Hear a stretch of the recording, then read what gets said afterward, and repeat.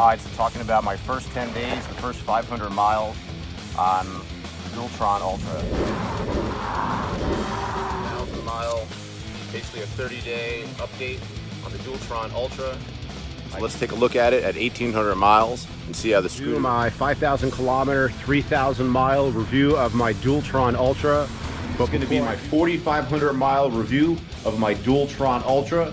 Today I'm giving you my 7,000 mile Dualtron Ultra comprehensive review. And today I'm going to give you my 8,650 mile review of my first generation Dualtron Ultra.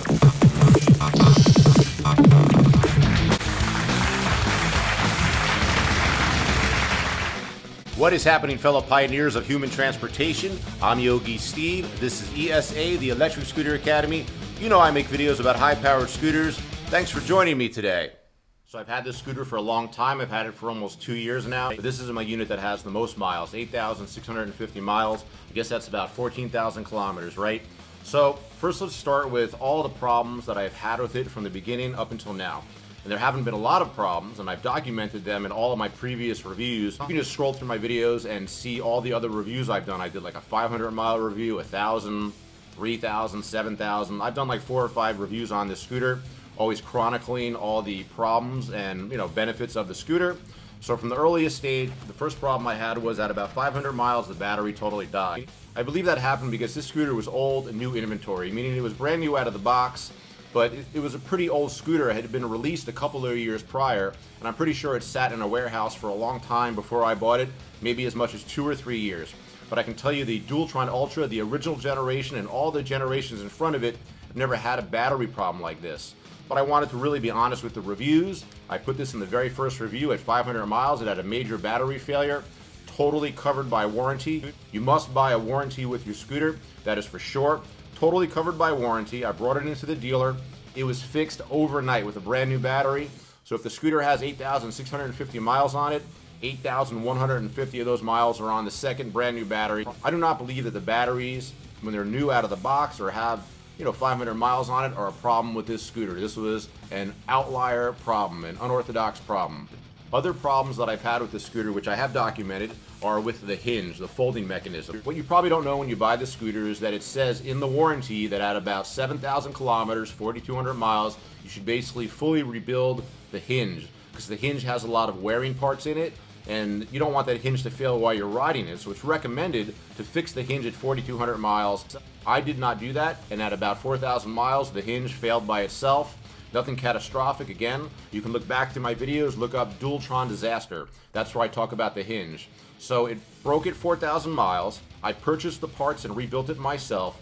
I did a terrible job on it. I rode around for another 4,000 miles with the hinge totally loose, with like a half inch, like probably a quarter to a half inch of play, which you never want to do.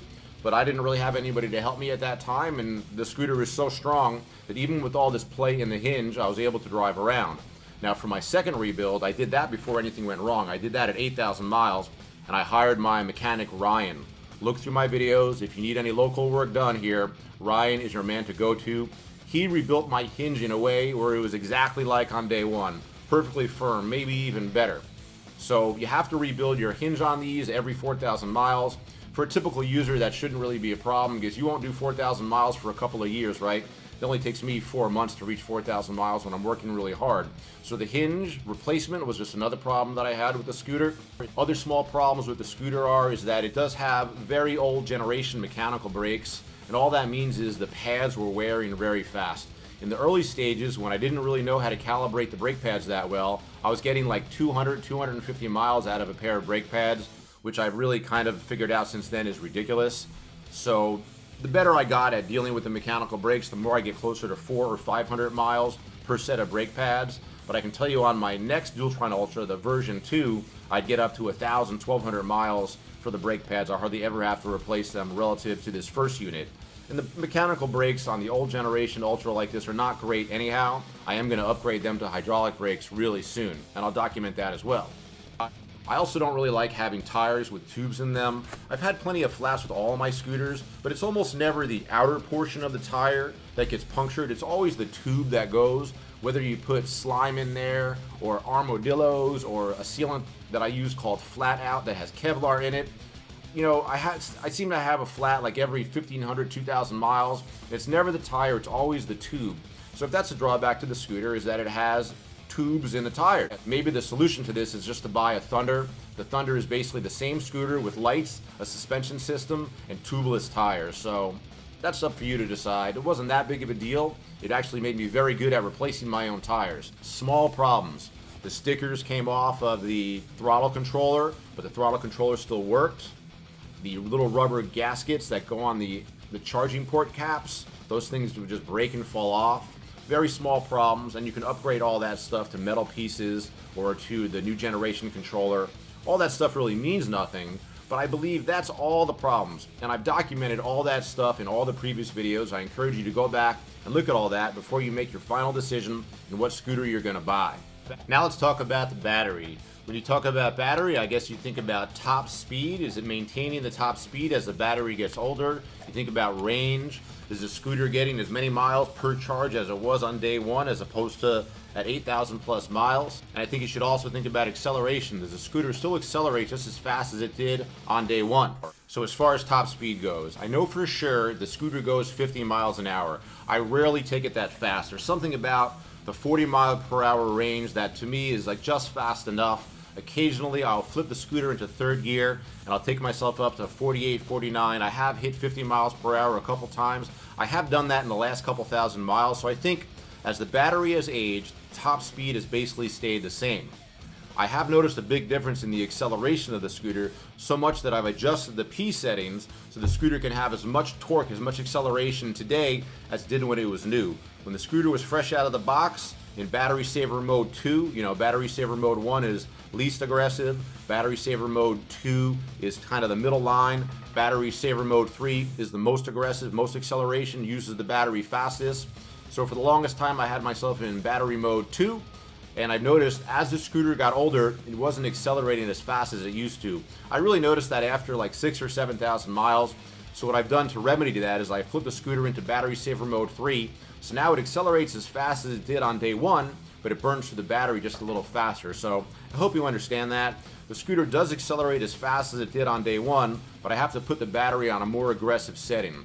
Now, of course, we have to talk about range. I think a lot of guys have what I call range anxiety. They buy a scooter, they're so worried they're going to run out of range. They're so excited about this idea of getting 50 or 75 or 100 miles range. This scooter, when it was brand new, I would typically get 40 miles range in first gear. In second gear, I could get about 30. And in third gear, I'd get 20 to 25 in a very aggressive gear, driving very quick.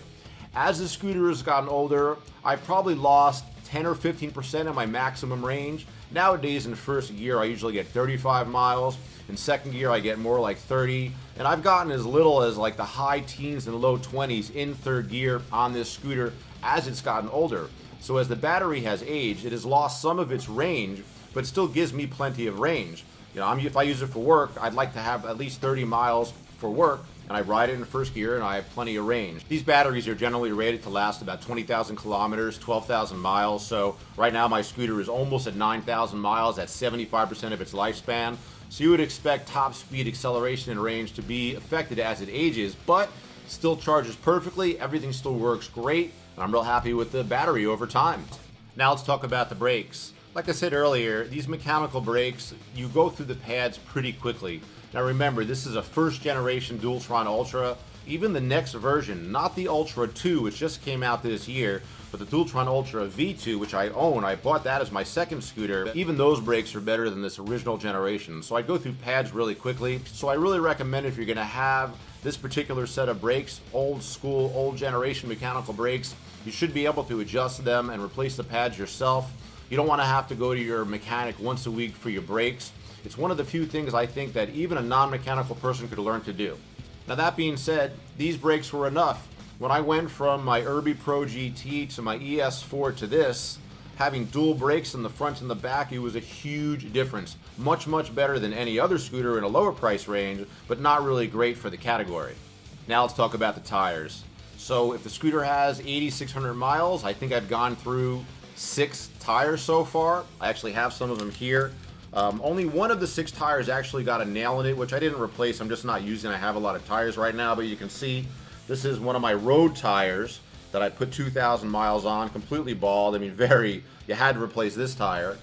This is one of my off-road tires. This is what it looks like when the off-road tire gets bald. I usually let this go a little too far, but I discovered you could ride these things on pretty bald tires, really with no problems for a long time.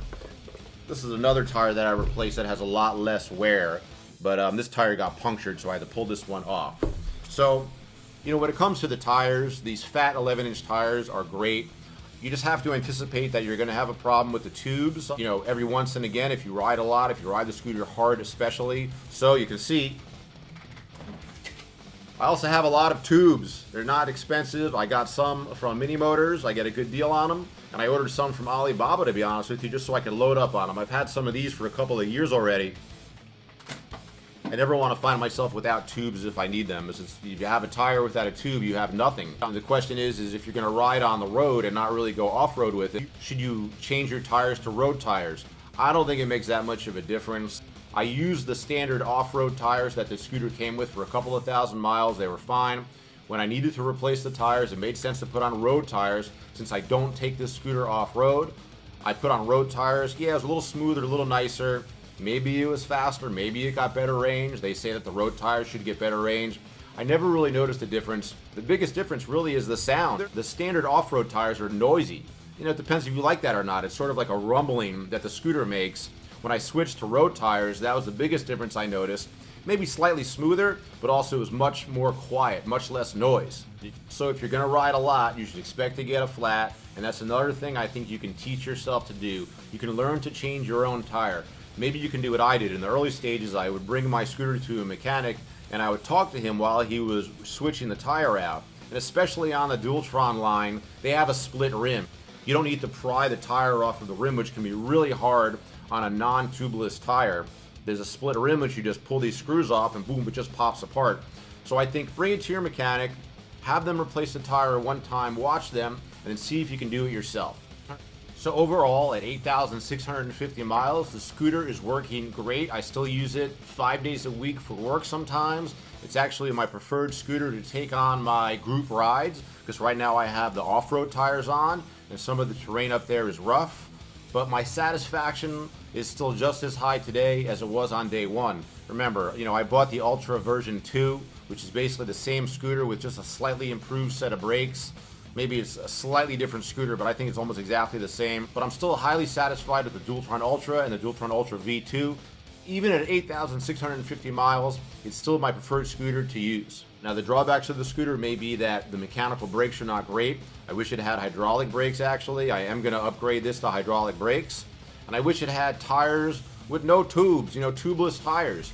So the interesting thing is, the motors on this are not going to last forever. I don't really talk about the motor because I can't tell what's happening in the motor. It's all about the battery to me when we're talking about motor performance. But I do know that these motors don't last forever. And when I need to get new motors for this scooter is going to last forever.